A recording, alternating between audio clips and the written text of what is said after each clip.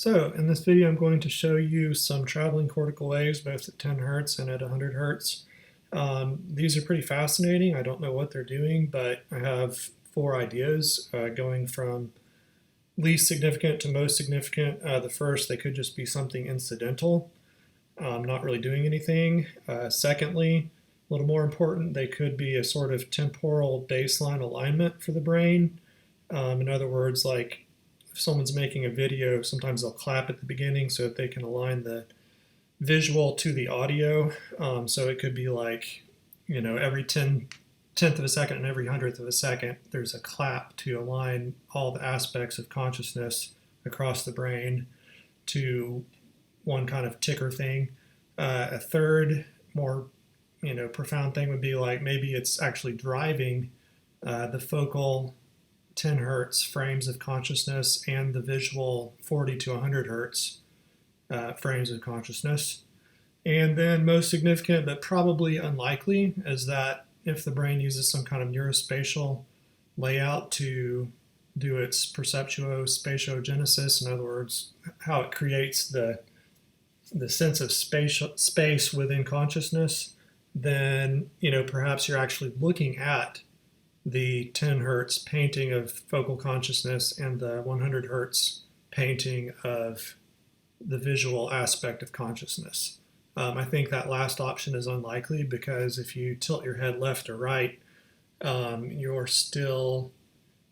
seems to be, the outside world seems to be staying in place, which would mean that something fairly intelligent would have to be going on to alter these waves, when you turn your head. And there's a lot of other reasons why neurospatial is not the best perceptuo-spatiogenesis type of theory. I think there's other better theories such as chronospatiogenesis, which in other words, just the activity of neurons over time. Small intervals of time are devoted to one dimension, and then groupings of that are devoted to another dimension, and groupings of that are devoted to the third dimension kind of thing.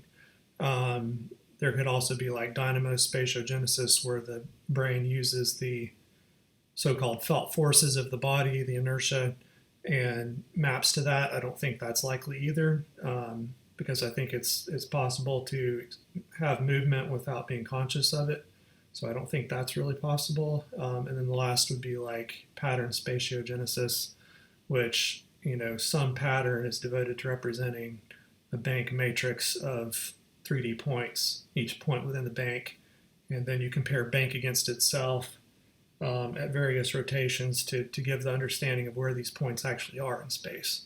And so it's a sort of kind of piggyback method of generating the space of perception.